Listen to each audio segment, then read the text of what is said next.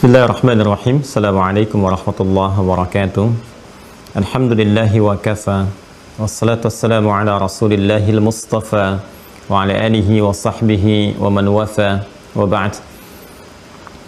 Fa ya ahbaballahi wa ahbaba rasulihi sallallahu alaihi wasallam, usi nafsi wa iyyakum bitaqwallahi faqad fazal muttaqun fala tamutunna illa wa antum muslimun.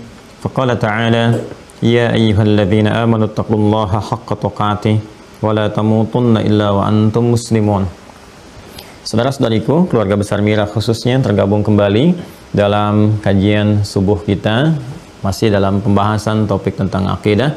Pada hari ini kita insyaallah akan membahas tentang bagian kedua, dasar-dasar atau pokok-pokok keimanan yang terkandung dalam pedoman Al-Quran dan Sunnah Rasulullah SAW. Tentunya mengacu kepada penjelasan para ulama kita yang terhubung pada materi-materi atau kurikulum-kurikulum akidah ataupun pembahasan iman yang terhubung pada penjelasan Nabi SAW.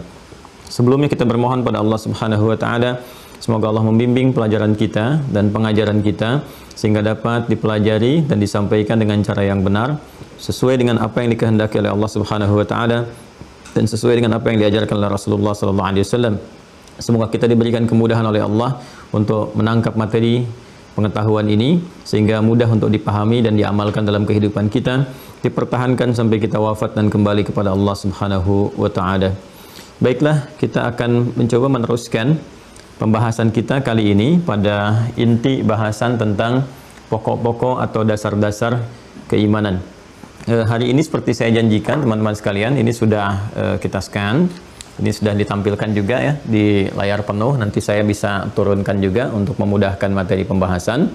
Kemudian di kitab juga saya masih ada untuk kita bisa bacakan, lalu kita akan turunkan penjelasannya melalui visualisasi di tulisan sehingga mudah untuk dipahami dan dimengerti oleh kita semua. Baik, sebelum sampai ke sini, saya akan coba sedikit review ya pembahasan kita yang kemarin, saripatinya saja untuk bisa mendapatkan pengantar pemahaman kepada pembahasan kita kali ini.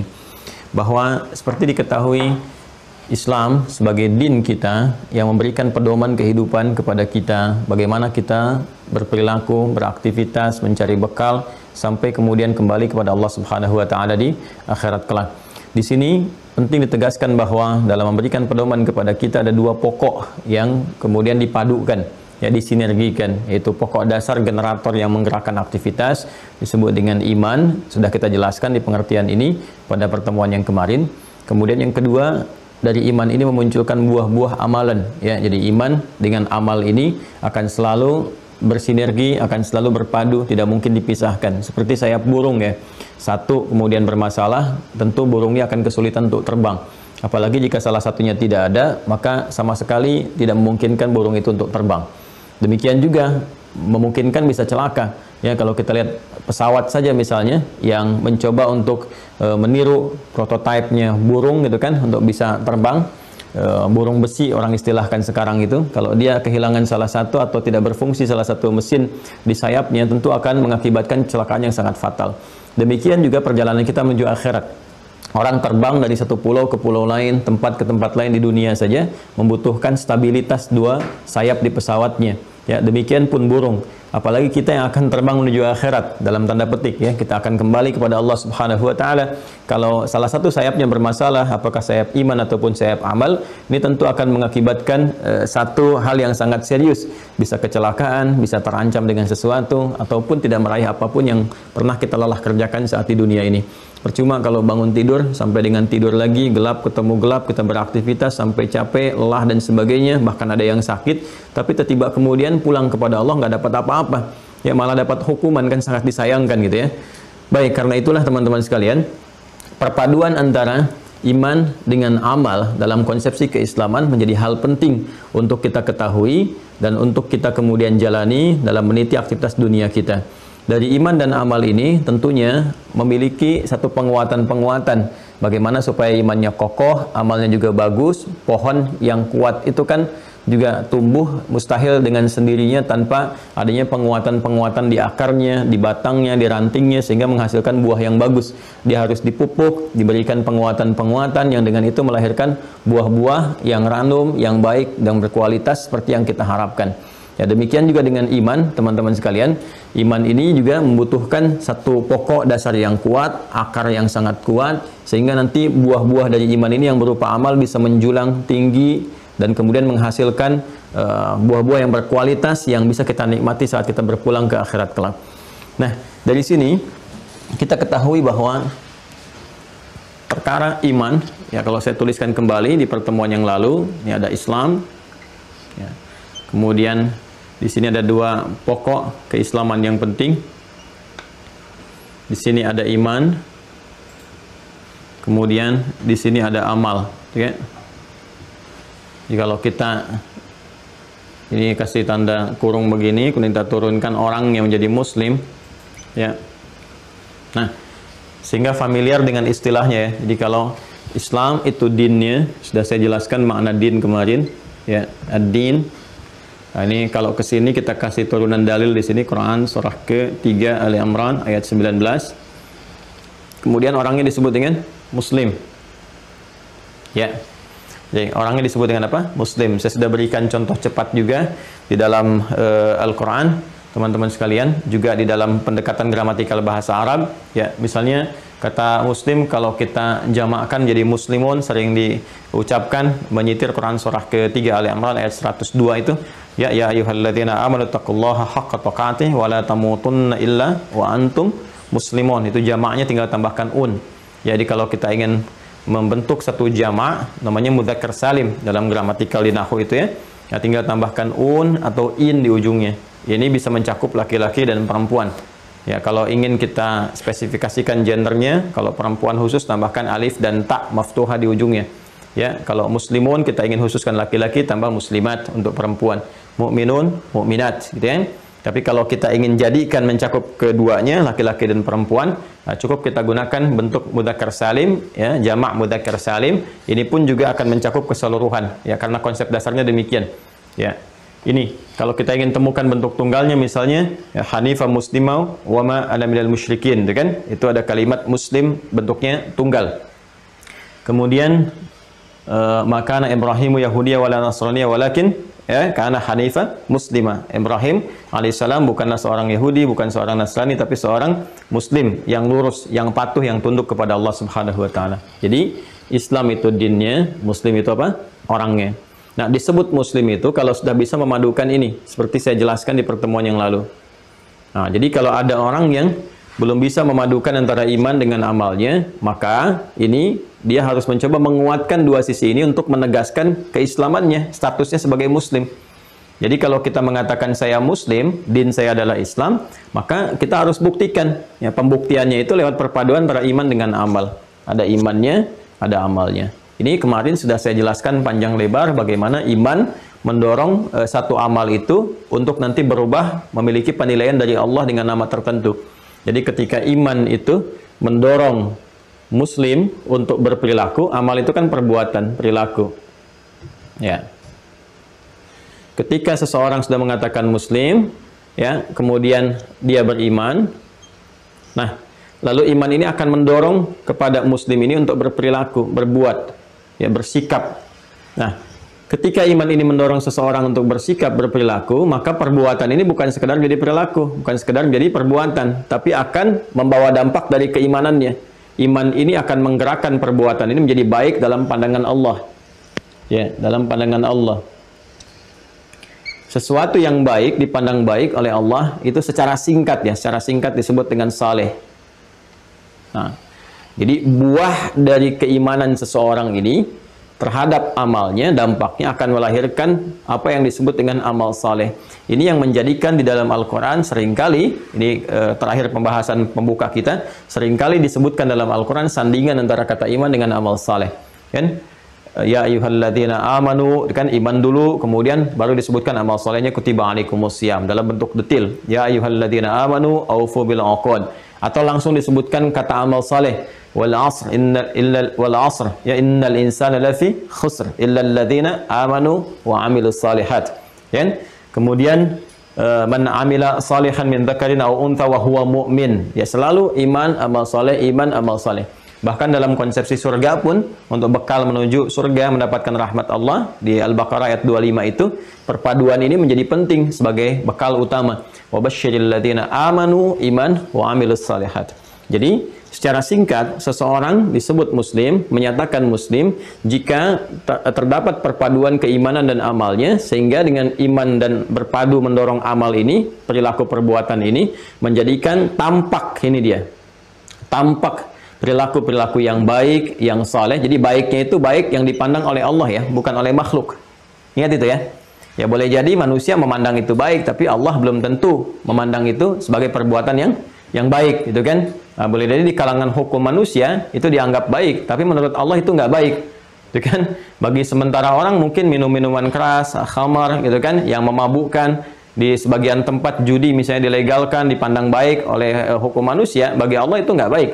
Kan? Nah, jadi iman itu mendorong seseorang untuk melakukan perbuatan yang dinilai baik oleh Allah Subhanahu wa taala. Untuk itulah Allah memberikan panduan kehidupan kepada kita untuk beraktivitas dari bangun tidur sampai tidur lagi. Nyaris tidak akan pernah kita temukan sekecil apapun aktivitas yang kita kerjakan dalam kehidupan kita kecuali ada bimbingannya untuk mendapatkan penilaian di sisi Allah menjadi perbuatan yang baik. Dan itu hanya di Islam. Ya, bahkan saat kita tidak mengetahui pun bagaimana cara kita mendapati bimbingannya, seperti apa doa yang harus kita ucapkan, kita sampaikan, kita mohonkan untuk mendapatkan petunjuk dari Allah. Nabi memberikan rumus cepat. Kata Nabi, kullu amrin dzibalin la yubda'u fihi bismillahirrahmanirrahim fa huwa abtar. Ya, seseorang yang tidak menyertakan nama Allah di dalam perbuatan baiknya. Jadi sambillah sebut nama Allah. Ya, kalau kita misalnya tidak mengetahui bimbingannya dalam bentuk doa itu, sebut aja bismillahirrahmanirrahim. Bismillah. Mau makan, bismillah. Mau berangkat kerja, bismillah. Mau berpakaian, bismillah. Kalau kita mengerti doanya ya, kita bacakan doanya, kita mohonkan kepada Allah, dan itu berisi petunjuk kepada kita bagaimana kita berperilaku dengan doa itu. Jelas ya? Nah, kalau kita kerjakan ini, bentuk amal soleh ini, maka nanti akan muncul penilaian dari Allah, ya, diberikan satu nilai yang melahirkan pahala. Pahala ini sebagai bekal pulang. Ini yang kemarin saya utarakan, disebut dengan hasanah. Ya. Nah, setiap satu perbuatan baik itu poinnya 10. Bergantung nanti pada kualitas amalannya seperti apa Allah menganggap baik ya. Misalnya kalau kita infak gitu kan, mengeluarkan rezeki yang telah Allah titipkan kepada kita, kita infakkan, kita bagi gitu kan. Nah, itu kan paling minimal naik dari 10 jadi 700 ya. Misal di Quran surah ke-2 Al-Baqarah ayat 261. Kalau yang satu kebaikan dapat 10, ini di Quran surah ke-6 ayat 160. Ya, ini bisa naik sesuai dengan kadar atau ukuran amal solehnya. Ya, kita berbagi dengan harta misalnya, infak itu bisa naik minimalnya 700 kali lipat, paling minimal. Ya, Quran surah kedua Al-Baqarah ayat 261. Mathalul ladzina yunfiquna amwalahum fi sabilillah kamathali habbatin ambatat sab'a sanabil fi kulli sumbulatin mi'atu habbah. Wallahu yudha'ifu liman yasha' wallahu wasi'un 'alim. Jadi kata Allah, perumpamaan orang berinfak di jalan Allah. Nah, ini selalu kan disebutkan nih, di jalan Allah itu kan di jalan atau pada koridor yang Allah tetapkan, yang Allah nilai. Jadi bukan sekedar infak, sekedar ngasih. Tapi kita pelajari ketentuan Allahnya bagaimana nih untuk memberi nih. Ya, seperti apa ketentuan dan syarat yang berlakunya. Bagaimana cara memberikannya, seperti apa pengelolaannya, bagaimana setelah diberikan kita bersikap. Kalau kita ikuti seperti itu, maka satu sen yang kita keluarkan, satu bagian infak yang kita keluarkan, itu nilainya tinggi di sisi Allah seperti menanam satu biji, kemudian tumbuh ya, jadi tujuh tangkai lagi, dari 7 itu setiap tangkainya atau rantingnya berisi 100 butir lagi. Seringkali dikalikan oleh para ulama memberikan petunjuk dari ayat ini ya, dikalikan 1 dikali 7 kali 100 menjadi 700 kali lipat. Dan jangan salah, itu batas minimal. Ya, karena ayatnya selalu kalau dipahami terpotong sampai tengahnya tuh. Kalau kita lengkapi, wallahu yudha'ifu liman yasha, dan Allah akan melipat gandakan tanpa batas bagi siapa yang dikehendaki. Ya, bagi yang tidak pernah berhitung, Allah berikan tanpa hitungan. Tapi yang setiap berhitung, ya Allah berikan sesuai dengan kadar hitungannya, kan? Allahu wasi'un alim, dan Allah maha luas karunia-Nya dan maha mengetahui kadar keikhlasan dan tujuan dari seorang hamba ketika dia berinfak. Nah, ini contohnya teman-teman sekalian. Jadi terus dilipat gandakan, karena kan amalan fisik dengan harta beda. Kalau sholat semua orang wajib ya dihukumi oleh Allah wajib karena punya kemampuan mengerjakannya. Ya, dan nggak pandang status, mau kaya, mau cukup, besar, kecil, tua, muda, sehat, sakit, semua ada caranya, semua bisa dilakukan. Tapi kan harta tidak semua bisa melakukan itu. Karena itu ketika seseorang bisa beribadah lewat harta, maka oleh Allah nilainya dinaikkan, ya lebih daripada amalan fisik. Ya, apalagi nanti kalau harta dengan fisik digabungkan seperti umrah dan haji, maka pahalanya lebih tinggi lagi. Ya. Nah, ini teman-teman sekalian contohnya ya. Jadi ketika seseorang bisa beramal saleh, melahirkan hasanah, mendapatkan bekal, ini yang disebut dengan ajrun untuk dia pulang menghadap kepada Allah Subhanahu wa taala. Nah, ini semua bisa dilakukan kalau ada ini generatornya nih, penggeraknya. Ini jiwa utamanya. Jadi apapun perbuatan yang sifatnya baik tapi tidak pernah disupport oleh iman, bukan bersumber dari iman, ini mustahil dan tidak akan pernah mendapatkan penilaian seperti ini. Tidak akan menjadi saleh. Ya, jadi baiknya baik standar saja sebagai rutinitas dan tidak akan memperoleh hasanah sebagai bekal pulang. Sehingga melahirkan pahala apa yang disebut dengan ajrun ya, lahum ajrun ghairu mamnun. Jamaknya disebut dengan ujur. Nah, karena itu penting bagi kita untuk bisa menguatkan iman ini sehingga tidak hanya kemudian muncul di lisan seperti kita ketahui kemarin. Ya, seseorang menjadi muslim itu kan ketika memenuhi pokok-pokoknya kan? Iman dengan amal, kemudian dipadukan, melahirkan ini. Nah, ada pokoknya, ada dasarnya untuk menguatkan dan menandakan keislaman seseorang. Ya, dasar pokok, kemarin kita sampaikan disebut dengan rukun. Rukun Islam, gitu kan. Dasar pokok keislaman seseorang. Yang pertama, telah kita bahaskan kemarin syahadatain ya. Syahadatain. Kalau ada ain itu dua ya artinya ya. Kalau ain melekat kepada satu kalimat artinya dua. Kitab, buku, kitabain, dua buku, gitu kan? Jelas ya? Sayyarah, kendaraan, mobil ya. Sayyaratain, dua mobil. Ya, kemudian thawb, ya, baju, thawbain, dua baju, gitu kan? Bisa pakai alif dan nun, bisa pakai ya dan nun. Di syahadatain, dua syahadat. Karena dalam syahadat kita mengatakan asyhadu an la ilaha illallah wa asyhadu anna Muhammadan Rasulullah. Jadi dua ya di situ kan. Syahadat pertama untuk menegakkan, berkomitmen, bersaksi bahwa kita hanya menuhankan Allah, tidak yang lainnya, dan berkomitmen untuk menyembah Allah Subhanahu wa taala. Ingat ya, nama Allah itu memberikan dua makna, penekanan dua makna utama. Satu, kita berkomitmen untuk menuhankan Allah dan menepikan yang lain.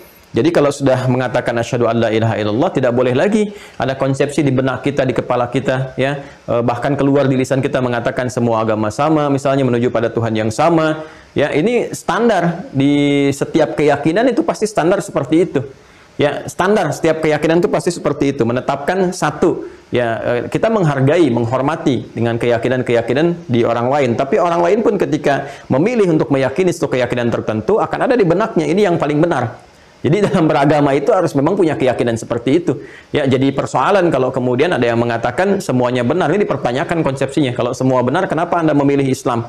Kenapa yang satu memilih Kristen? Kenapa yang satu memilih Hindu, Buddha? Gitu kan?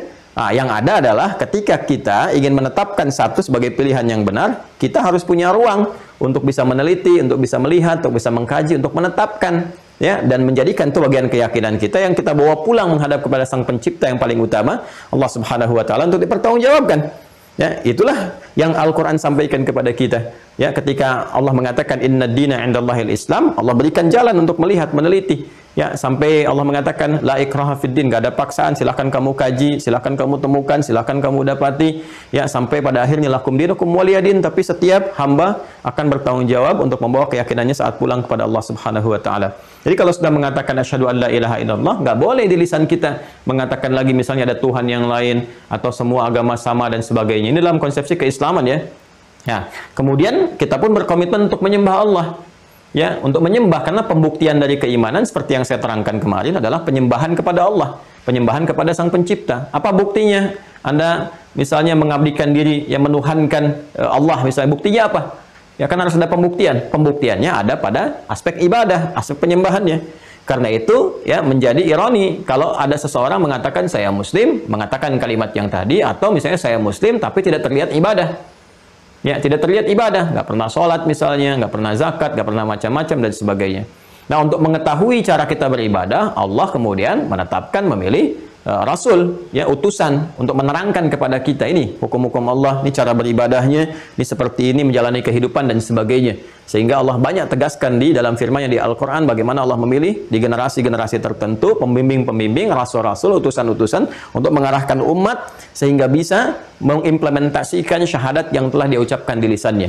Ya, dalam konteks ini kemudian Allah berfirman misalnya di Quran surah ketiga Ali Imran di ayat yang ketiga itu, gitu kan, 33. Quran surah ketiga Ali Imran ayat 33. Innallaha astafa Adam wa Nuha wa ala Ibrahim wa ala Imrana 'alal 'alamin. Itu kan sungguh Allah Subhanahu wa taala telah memilih misalnya Adam alaihissalam sebagai nabi pertama yang diturunkan ke muka bumi menjalani kehidupan, ya, kemudian berdakwah di kalangan terbatas keluarganya, wa Nuha, dan Nabi Nuh setelah Adam bergenerasi regenerasi terus, ya, berketurunan, kemudian ada generasi baru diutus kemudian rasul. Rasul ini jangkauan dakwahnya lebih luas lagi karena sudah ada umat.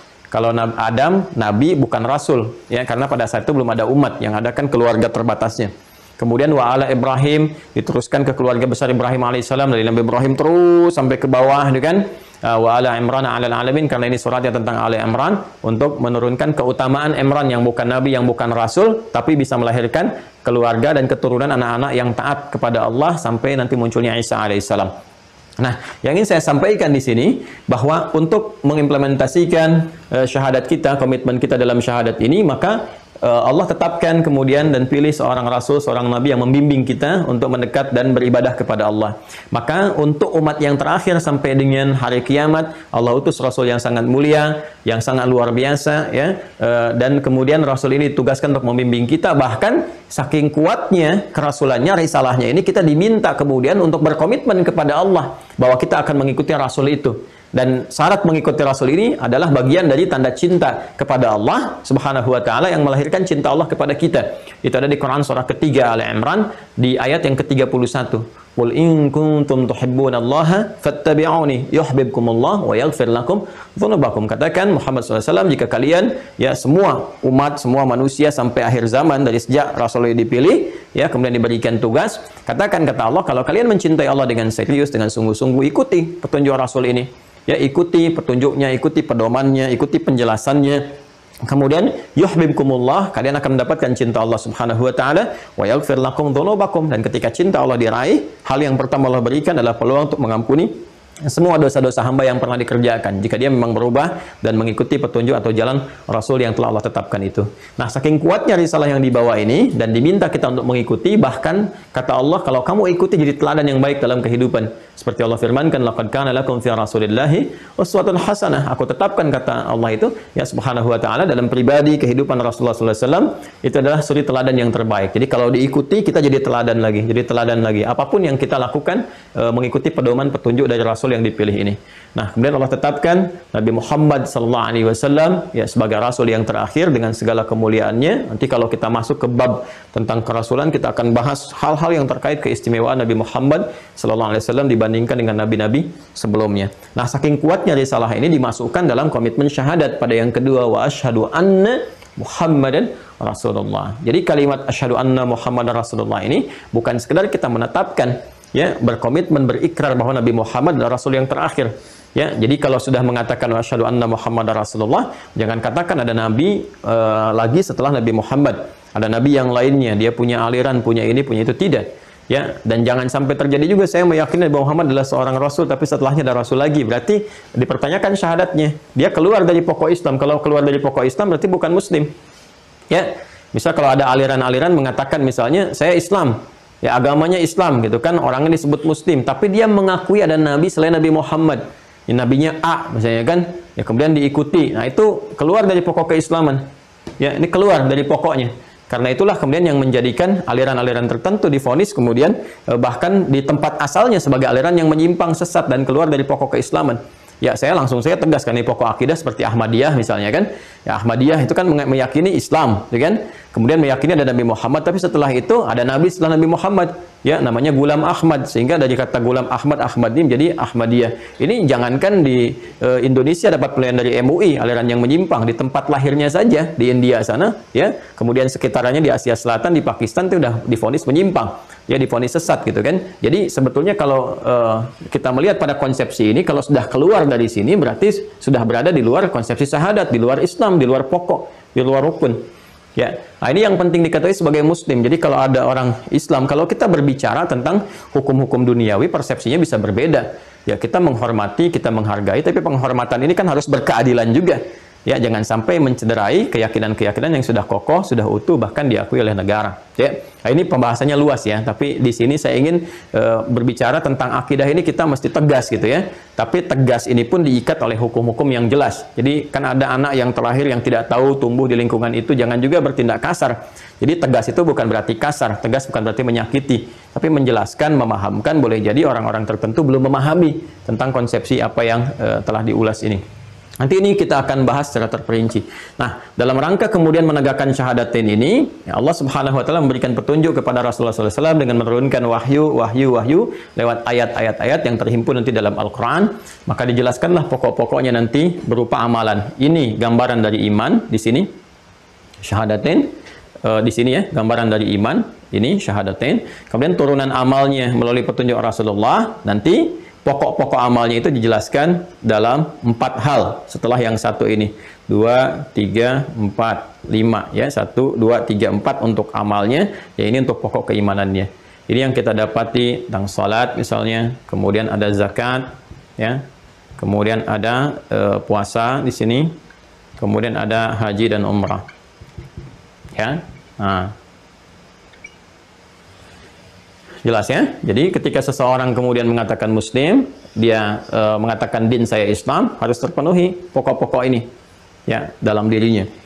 Terpenuhi itu berusaha maksimal ya untuk menegakkan pokok-pokok yang ini, terutama amalan-amalan yang pokok. Apa amalan yang pokok ini? Yang syahadat, yang tanpa harta ini, dua ini sesuatu yang sangat penting nih ya. Jadi yang pertama nanti syahadat, pembuktian keimanannya, komitmen keimanannya. Ini pembuktiannya pada amalan pertama, salat, yang mencakup semua aspek kehidupan dan berbagai keadaan pada diri manusia. Jadi ini nggak bisa dihindari, mau kaya, mau cukup, mau sakit, mau sehat, ada semua ketentuannya, gitu ya.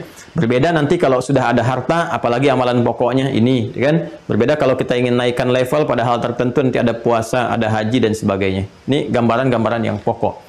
Nah, ini penting untuk disampaikan teman-teman sekalian ya, karena nanti kita akan lihat ada fenomena orang-orang yang mengatakan beriman ya, tapi baru sampai lisan ke sini, nggak ada pembuktian. Itu sudah ada di zaman Nabi pun sudah ada seperti itu. Ya, sudah ada dengan turunnya Quran surah ke-49. Ya. Di ayat yang ke-14, Al-Hujurat ayat ke-14.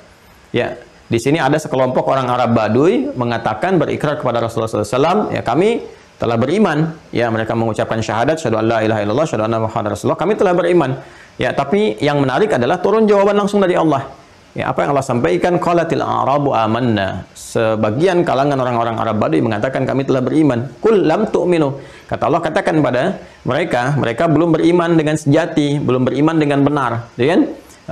Qul lam tu'minu, katakan pada mereka semua, mereka belum beriman dengan benar, belum beriman yang sejati, walakin qulu aslamna, tapi katakan pada mereka kalian baru masuk Islam, baru masuk kepada pokok yang pertama untuk berislam, ini syahadatain, syahadu an la ilaha illallah, syahadu anna Muhammadar Rasulullah, walamma yadkhulul imanu fi qulubikum. Sementara kalimat iman yang kalian ucapkan di lisan itu belum sampai kepada jiwa kalian, ya, kepada hati kalian, belum sampai kepada kolbu kalian. Kolbu, pusat spiritual yang menggerakkan semua aktivitas kita. Ya, masih ingat yang saya jelaskan di awal, ada rohani, jasmani, aklani, itu pasti selalu akan terbawa. Jadi iman itu masuk kepada rohani kita, menggerakkan jasmani kita, diikat oleh akal. Nanti semua perintah untuk beraktivitas itu sumbernya dari kolbu. Di kolbu itu nanti ada takwa, ya, kemudian fujur. Ini yang takwa yang mewakili iman itu. Nah, ini iman yang diucapkan di lisan ini belum sampai ke kolbu. Tandanya iman itu sudah sampai ke kolbu, itu bisa muncul nanti dilihat dari perilaku, dari aktivitas. Karena nanti iman ini akan memberikan instruksi kepada seluruh bagian tubuh kita, fisik kita, yang diikat oleh akal itu untuk bersikap, berperilaku. Nanti akan kelihatan bedanya orang beriman dengan belum beriman, itu akan kelihatan dari perilakunya, secara fisikal. Ya, beda bicara orang beriman akan beda dengan yang belum beriman. Pandangan orang beriman akan berbeda dengan belum beriman, akan nampak. Karena itu Allah langsung memberikan penilaian dan pernyataan kepada orang yang mengatakan saya telah beriman dengan mengucapkan kalimat syahadat. Kata Allah, tunjukkan dulu perilakunya mana, amal Anda apa, gitu kan? Seperti apa gambarannya? Nah, di sini nanti amalan-amalan ini selain menjadi komitmen kita untuk menunjukkan dan membuktikan keimanan kita kepada Allah, sekaligus menjadi parameter kekuatan iman seseorang. Ya. Jadi amal itu karena ini saling berpadu satu dengan yang lainnya, ya amal fungsinya bukan sekedar menunjukkan atau pembuktian ya dari keimanan seseorang, tapi juga menjadi parameter tingkat kekuatan iman seseorang, kuat atau lemahnya, ya kuat atau lemahnya iman seseorang, ya apakah dia sedang lemah atau sedang kuat. Ya contoh misalnya kan, karena kita ingin uji nih pembuktian keimanan lemahnya dari aspek syahadat misalnya kan. Ada yang aspek syahadatnya lemah, syahadat ini seperti tadi yang saya katakan. Ada yang mengatakan semua agama sama, menuju pada Tuhan yang sama, cuma caranya beda-beda dan sebagainya. Ya ikut ke tempat yang lain, ikut ini, ikut itu, tapi dalam prakteknya agak menarik ya, agak-agak kegelisahan, kontradiktif dalam jiwanya dan sebagainya. Ini menunjukkan satu kelemahan iman dari aspek yang pertama, rukun yang pertama. Ada lagi yang beriman tapi lemah kelihatan dari sholat misalnya kan, ya ada orang sebelum adzan sudah siap-siap, ada orang saat adzan sudah siap-siap, ini sudah selesai qomat mau masuk ke sholat berikutnya belum siap-siap juga. Ya ini menunjukkan kelemahan di sisi imannya. Demikian seterusnya. Nanti diuji lewat harta, sudah wajib zakat belum keluar-keluar, kan?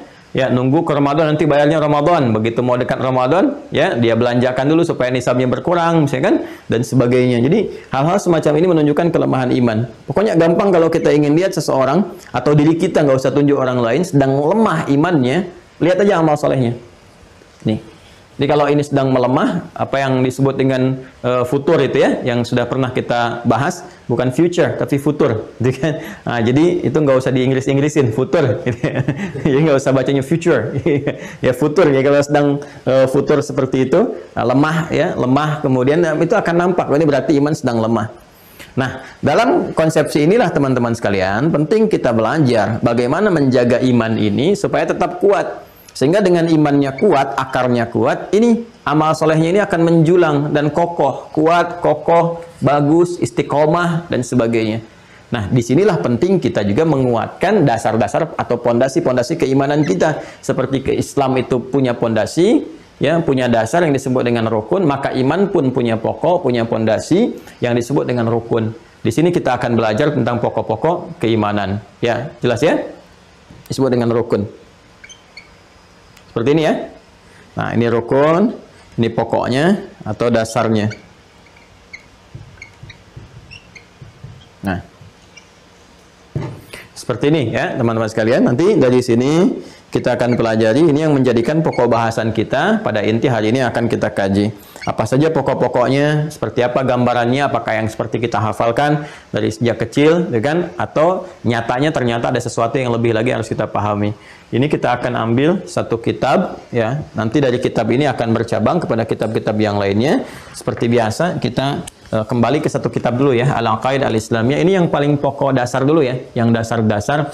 Saya mengambil intisari pembelajaran-pembelajaran yang terhubung ke era Nabi dulu Sallallahu Alaihi Wasallam, karena ini inti yang paling murninya, ya ajaran yang paling murni. Saya katakan paling murni, belum terpengaruh dengan dialektika di masa-masa akhir abad kedua atau awal abad ketiga, ya dengan munculnya nanti penerjemahan-penerjemahan dari Yunani, dari macam-macam, kemudian ada filsafat dan sebagainya, nanti mempengaruhi cara berpikir, banyak dialektika, dialog-dialog ini itu dan sebagainya, sehingga melahirkan aliran-aliran yang kemudian sampai kepada kita. Ya, seperti di fikih misalnya ada madzhab-madzhab, di akidah juga ada firqah-firqah nanti. Ya, yang ini notabene akan merumuskan pengajaran-pengajaran sehingga sampai kepada kita.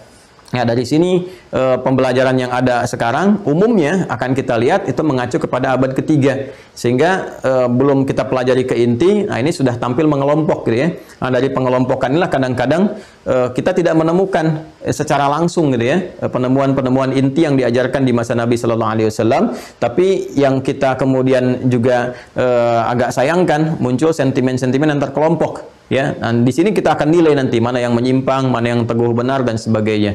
Ya, karena itu kita akan masuk dulu pada yang inti seperti apa. Nanti setelah masuk ke akhir abad kedua ya sampai dengan awal abad ketiga kita akan jelaskan ini munculnya ini seperti apa, ini seperti apa. Nanti kita akan kenal ya, seperti misalnya aliran Mu'tazilah, Qadariyah, Jabariyah, Ahlussunnah wal Jamaah, kemudian nanti ada Asy'ariyah, ya ada belakangan nanti muncul misalnya Salafi, muncul ini dan sebagainya. Kita akan lihat nanti perjalanannya seperti apa dan petanya bagaimana, gambarannya seperti apa.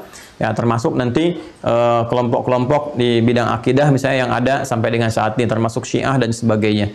Ya, serta aliran-aliran yang baru tumbuh-tumbuh belakangan gitu kan. Seperti misalnya Ahmadiyah, ada Bahai yang kemarin rame-rame dan sebagainya. Kita akan turunkan semua sehingga kita mengerti dari konsepsi dasar sampai kemunculan-kemunculan semua ini. Ya, saya sudah scan untuk pembelajaran kita saat ini. Lalu saya tampilkan juga di sini. Ya, kita bisa ngaji bersama teman-teman sekalian. Hanya mungkin ini belum terdownload ya oleh teman-teman sehingga tidak terpegang masing-masing. Setelah ini insya Allah akan kita coba sampaikan ke admin supaya bisa di-download oleh teman-teman. Karena satu lembar ini saja kita akan pelajari cukup lama ya materinya. Bismillahirrahmanirrahim. Ya. Ini di halaman 8 ya, di kitabnya. Nanti kalau ada kitabnya seperti yang saya yang ini, Al-Aqaidah Al-Islamiyah karya Syekh Sayyid Sabiq, ya. Di halaman 8. Bismillahirrahmanirrahim. Babnya mafhumul iman awil aqidah.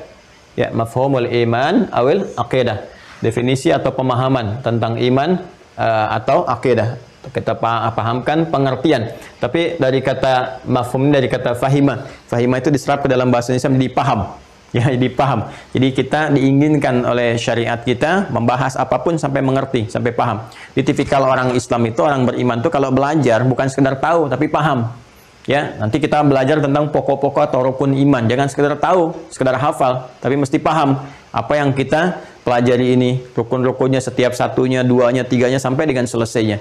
Nah, sehingga definisi dalam bahasa Arab, pengertian dalam bahasa Arab itu selalu menggunakan turunan dari kata ini.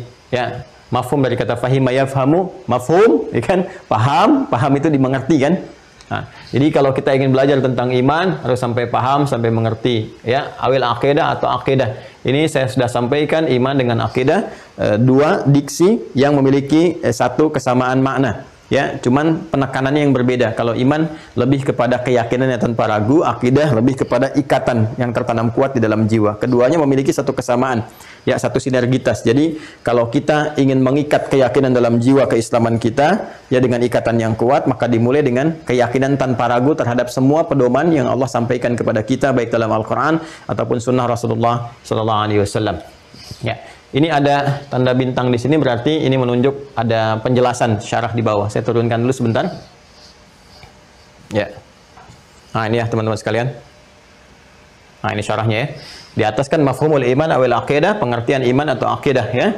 Al-aqidatu hiya tasdiq bisyai' wal jazm bihi duna syakkin aw raibah. Itu kan al-aqidah, yang dimaksud dengan aqidah ini dalam pengertian ini hiya at-tasdiq bisyai', yaitu meyakini sepenuhnya terhadap sesuatu, wal jazmi bihi, dan memegang kuat, ya, jazm itu megang dengan kuat, ya. Kemudian duna syakkin aw raibah, tanpa adanya keraguan, ya, aw raibah. Jadi ragu ini ada dua kata, ada syak, ada raib. Ada syak, ada raib. Kalau syak itu antara yakin dan tidak, tengah-tengah. Tidak ada unsur yang lain lagi. Ya, ada asyukku fi an yakuna fi ta'lim hadzal sabah. Saya ragu ya, sekarang ini ada ta'lim apa enggak, ada pengajian apa enggak subuh ini. Ya kan? Nah, tapi ragu kita enggak ada macam-macam yang lainnya lagi, ragu aja. Bimbang 50-50, 50-50 antara yakin dengan tidak. Nah, itu syak namanya. Ya. Tapi kalau keraguan itu disertai dengan misalnya aspek-aspek lain, ya seperti dugaan yang lain yang melahirkan prasangka misalnya. Ya, jeleknya tuduhan gitu kan. Ana asyukku fi an yakuna ta'lim hadzal sabah li'anna al-ustadz ahyanan qad la ya'ti yaqulu ya'ti walakinnahu lam ya'ti. Ya, saya ragu nih apakah ada taklim nggak pagi ini? Karena ustadznya kadang-kadang nggak konsisten, dia bilang mau datang ternyata nggak datang. Tapi disertai dengan tuduhan.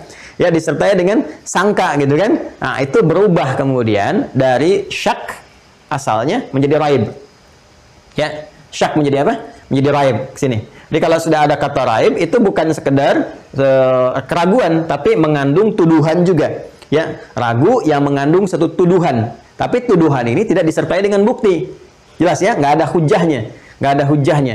Karena itu ketika Al-Quran di surah Al-Baqarah itu membuka ayat keduanya dengan kalimat Dzalikal kitabu la raiba fi. Ya kan? La raiba fi hudal lil muttaqin. Kenapa Allah tidak mengatakan la syakka fi? Karena ayat ini ya ingin mengkanter sekaligus juga ingin membantah pernyataan orang-orang pada saat itu yang menuduh Nabi Muhammad SAW dari kalangan kufar, ya, menuduh Nabi Muhammad bahwa Al-Quran itu adalah rekayasa Nabi Muhammad, Al-Quran itu produk Nabi Muhammad, buatan Nabi Muhammad, ya otak-atiknya Nabi Muhammad untuk menyesuaikan dengan budaya yang ada pada saat itu.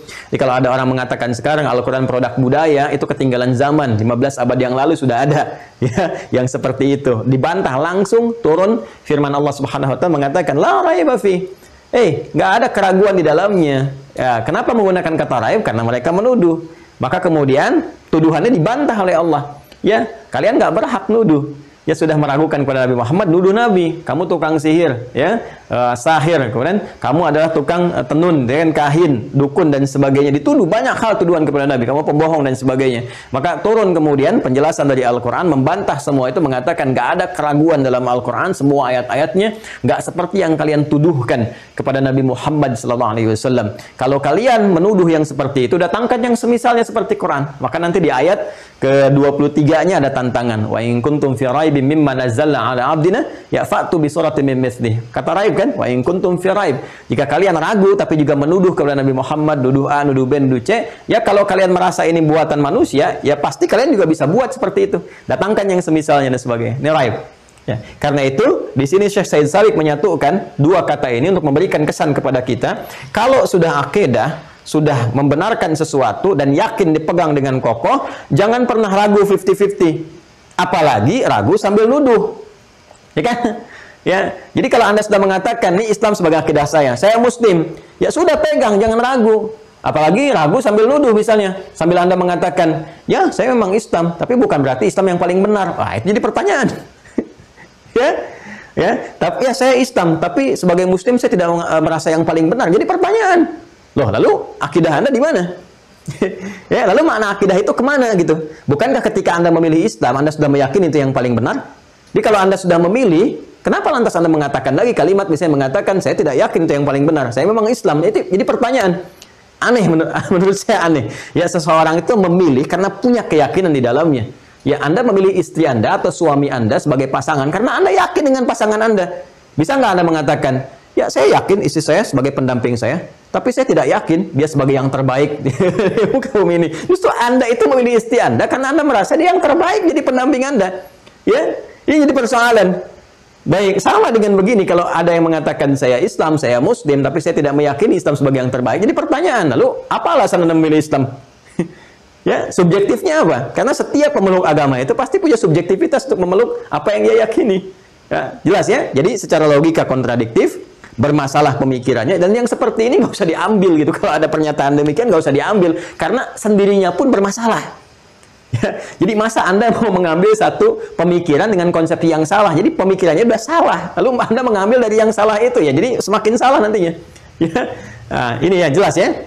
Jadi di sini dikatakan al-aqidatu hiya tasdiq bisyai' wal jazm bihi duna syakkin aw raibah. Ini konteks pembelajaran ya, dan ini ilmiah ya teman-teman. Ini dalam konteks kita belajar, dan ini sangat ilmiah. Jadi jangan dipotong dengan membanding-bandingkan dengan statement-statement tertentu, karena kalau ini muncul seperti ini, Al-Qur'an memunculkan, dan rumus tafsir kan begini.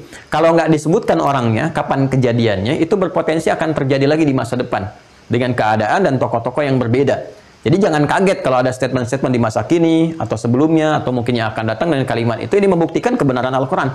Jelas ya? Dan Al-Quran mengajarkan kepada kita bagaimana konsepsi berpikir yang benar dan dijawab dengan cara ilmiah, bukan dengan cara mencela. Ya, mencela, menghina, bikin itu tidak demikian caranya. Kita dibimbing oleh Al-Quran untuk menyampaikan dengan cara yang sangat elegan. Ini cara berpikir Anda begini, ini adalah kerancuan dalam berpikir Anda seperti ini. Bagaimana Anda bisa mengatakan begini sementara konsepsi berpikir Anda jadi begini? Ya. Nah, seperti yang tadi saya terangkan. Ya, jelas ya?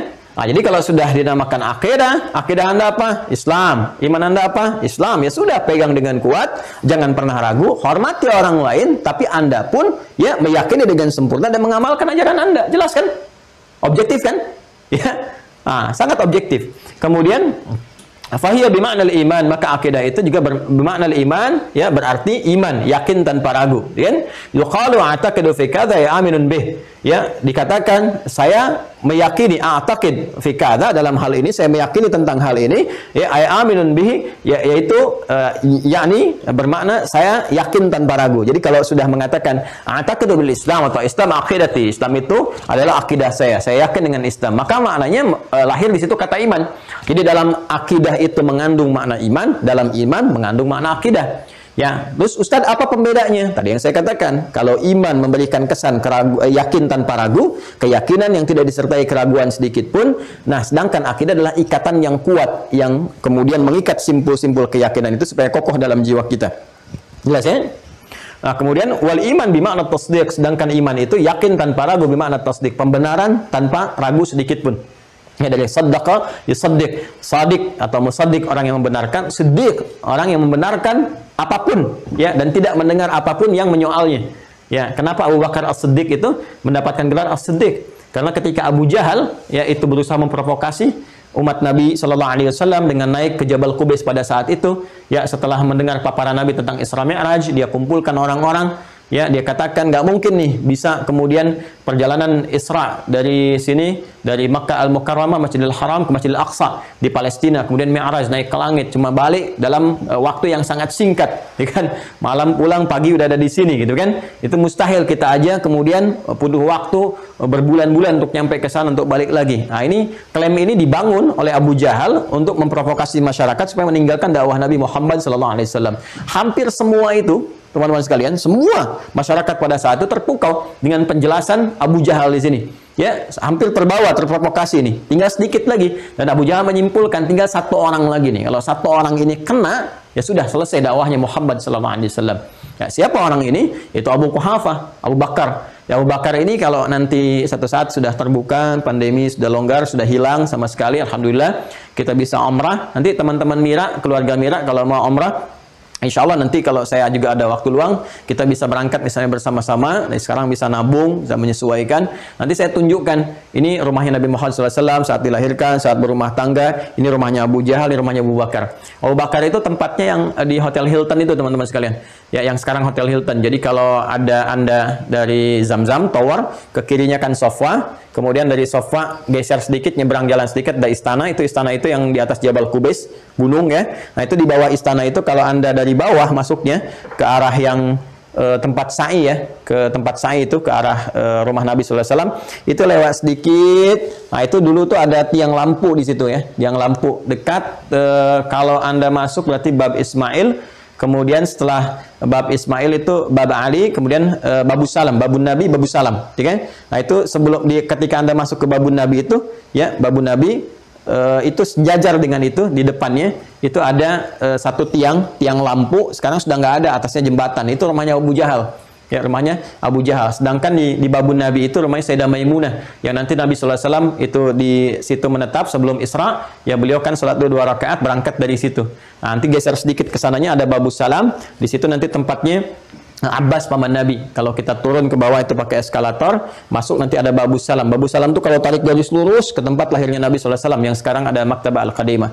Itu di situ nanti rumahnya Abbas. Abbas punya anak namanya Abdullah, ya, anak yang si kecilnya dikenal dengan Abdullah bin Abbas, disingkat jadi Ibnu Abbas. Itu yang seringkali main ke rumah Sayyidah Maimunah, ya, bibinya, untuk melihat bagaimana Nabi SAW beraktivitas. Dan diabadikan nanti oleh Imam Abu Daud, seperti di Abu Daud nomor hadis 1367 itu, ya, tentang bagaimana Nabi bangun malam, seperti apa, kemudian wudhunya sampai sholat malamnya, sampai merumuskan sholat bagaimana di belakang Nabi SAW yang ditarik oleh Nabi menjadi sejajar itu adalah perilakunya Ibnu Abbas. Di tempatnya menarik. Nah, sementara Abu Bakar itu ada di area Hotel Hilton yang tadi saya sampaikan itu. Ya, nah teman-teman sekalian, menariknya ketika itu dicari, itu didapati, ditarik kemudian Abu Bakar itu, tinggal satu lagi diceritakan ya oleh Abu Jahal, silakan Muhammad SAW sampaikan apa yang terjadi tadi malam. Kata Nabi begini.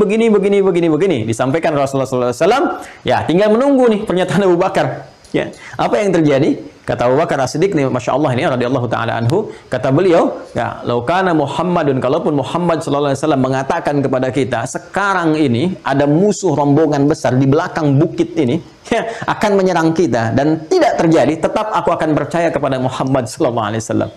Masya Allah, ya. Jadi, kalaupun Muhammad SAW mengatakan bahwa sekarang ini ada musuh nih akan menyerang kita di balik bukit ini.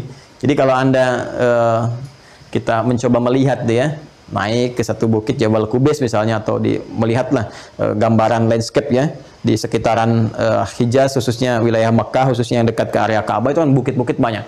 Saya sempat naik itu ke Jabal Nur yang Gua Hira itu, lalu saya lihat dari situ searah dengan jam besar itu. Ya, jam besar yang ada apa namanya, Menara Zamzam itu kan ada jamnya ya. Orang kita sering menyebut jam gadang katanya. Nah, itu kalau kita luruskan ke situ, itu banyak bukit-bukit tuh. Saya pernah hitung setidaknya ada 5 bukit itu. Ya gambarannya. Itu kata Abu Bakar, kalaupun ada musuh menyerang di balik bukit ini dan ternyata tidak terbukti, saya tetap akan yakin dengan Muhammad sallallahu alaihi wasallam. Maka gagallah kemudian provokasinya Abu Jahal pada saat itu. Nyata kebenaran Nabi Muhammad sallallahu alaihi wasallam, maka karena pembenaran yang sangat kuat itu, meyakini apapun yang disampaikan, diucapkan, disikapkan oleh Nabi, maka mendapatkan gelar As-Siddiq sejak saat itu. Maka dikenal dengan Abu Bakar As-Siddiq. Maka iman itu harus ada tasdik. Dan pembuktian keimanan yang hebat itu ya contohnya sahabat Abu Bakar tadi. Ya, beliau sudah yakin sepenuhnya, nggak ada ragunya. Jadi dalam Islam tuh begitu. Kalau turun ayat tuh yakin, jangan disoal dulu. Ya, jadi ada ayat-ayat itu yang Allah turunkan, yang dibacanya pakai iman, nanti untuk menguji keimanan kita. Ya, ada ayat-ayat yang mudah dicerna oleh akal. Ada ayat-ayat yang saking masuk akalnya, akal terbatas memahaminya. Sehingga butuh iman dulu untuk membantu. Jadi begitu kita iman, nanti Allah turunkan hikmah. Hikmah ini yang akan membimbing akal untuk memahami. Ya. Jadi jangan merasa akal bisa memahami semua, karena semua perangkat yang merasa pada diri manusia punya keterbatasan. Ya, kecuali yang bersumber langsung ditetapkan oleh Allah Subhanahu wa taala seperti roh dengan bimbingannya, yang di situ ada iman, dibimbing langsung oleh Allah. Akal punya keterbatasan, telinga punya keterbatasan. Ya, telinga Anda kan terbatas, saya terbatas, mendengarnya terbatas, nggak semua bisa kita dengar. Mata memandang terbatas, nggak semua bisa kita lihat. Ya kan? Jadi kalau pendengaran Anda terbatas, penglihatan Anda terbatas, kenapa akal Anda nggak mau terbatas? Ya.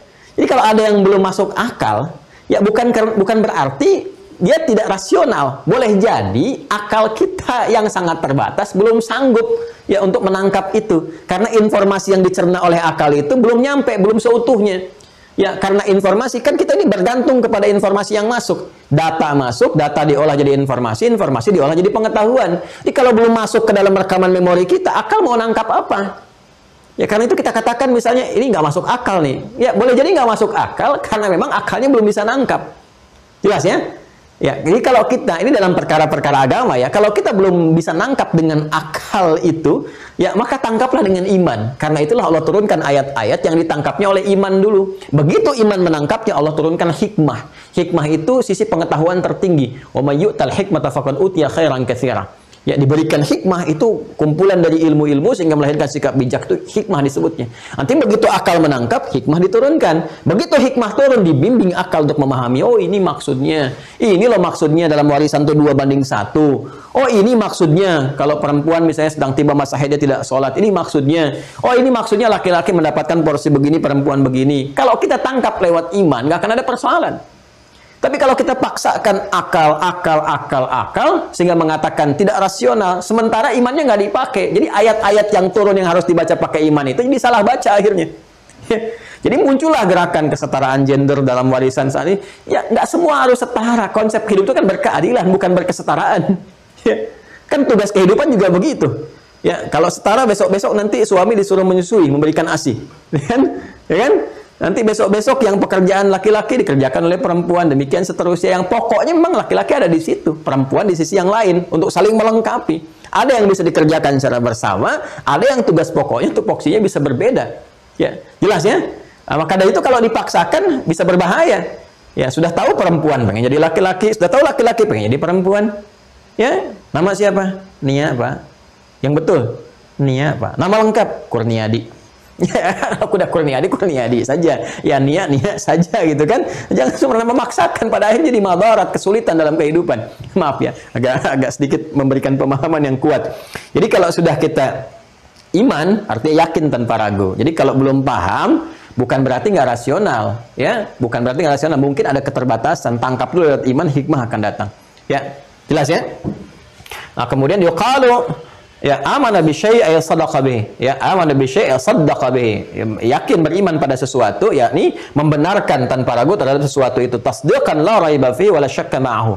Ya tasdiqan la raiba fi, dengan pembenaran tanpa disertai keraguan atau tuduhan sedikit pun. Ya, jadi jangan menuduh lagi. Ini sudah ragu, nuduh lagi. Ya, saya adalah muslim, agama saya adalah Islam, tapi saya nggak yakin Islam yang paling benar. Ya, buktinya orang Islam begini-begitu, ukurannya ke orang Islamnya, bukan ke agama. Ini kadang-kadang aneh cara berpikirnya. Ya, Ya, aneh cara berpikirnya. Jadi konsepsi kebenaran itu, teman-teman sekalian, itu bisa diukur dengan cara melihat bagaimana konsepsi kebenaran itu dipraktekkan, pedoman itu dipraktekkan. Kalau dipraktekkan sempurna, ini menunjukkan kebenarannya. Kalau dia menyimpang dari konsepsi itu, jangan diukur dari orang yang bersikap yang lantas kemudian ajarannya salah. Ya, ada orang muslim yang mencuri. Seorang mengatakan saya muslim, saya Islam, dia mencuri. Jangan Anda katakan Islam itu salah tuh. Buktinya dia mencuri. Loh, kok Anda ukur dari perilaku yang menyimpangnya? Cek di ajarannya. Ada nggak ajarannya mengatakan boleh mencuri dalam Islam? Kan tidak. Ya. Lalu kenapa Anda tidak mengatakan tuh orang yang tidak mencuri? Muslim A, Muslim B, orang yang jujur. Ya, kenapa Anda harus mengatakan pilih mana? Muslim yang koruptor atau non-muslim yang jujur? Apa nggak ada orang Islam yang jujur? Nah, ini cara berpikir yang keliru di sini yang kita mesti hati-hati. Ya, dari dalam beberapa konsepsi berpikir ada bagian-bagian tertentu yang tidak apple to apple, nggak benar cara konsepsi berpikirnya di sini. Jelas ya teman-teman sekalian? Sehingga sering saya katakan kalau peci ini nggak masuk ke kepalanya, jadi yang dipotong jangan kepalanya, tapi cari ukuran peci yang sesuai. Jelas ya? Cari ukuran peci yang sesuai. Jadi jangan terjebak dengan istilah-istilah pantas Indonesia ini nggak maju, orang Islamnya katanya yang korupsi, lihat orang Islam dalam tanda petik ya misalnya yang kena ini orang Islam gitu. Ya Anda lihat karena populasi besarnya mesti besar di sini. Coba serang di Kolombia, yang narkoba itu siapa? Di Filipina misalnya yang banyak berbuat narkoba, banyak kemudian minum minuman keras itu siapa? Jadi cara berpikir kita itu harus diluruskan. Ya, dan di sini pun yang dilihat konsepsi ajaran itu dipraktekkan dengan benar atau tidak. Jelas ya? Nah, jadi ini pengertian mafhumul aqidah. Jadi kalau kita sudah mengatakan saya beriman, saya muslim, saya Islam, nggak boleh ada kata-kata itu lagi. Ini menunjukkan kelemahan dari imannya. Kalau sudah menentang, bertentangan sama sekali, ini menunjukkan hilangnya komitmen. Ya, bahkan nanti ulama memberikan hukum-hukum yang ketat. Ya, berdasarkan petunjuk-petunjuk dari Al-Quran dan hadis-hadis Nabi Muhammad SAW. Hati-hati ya, hati-hati. Ini kita sedang belajar serius karena kalau akidah itu zero toleransi ya, toleransinya itu kosong. Ya, toleransinya kosong dalam pengertian ya, ingat jangan dipotong nih ya.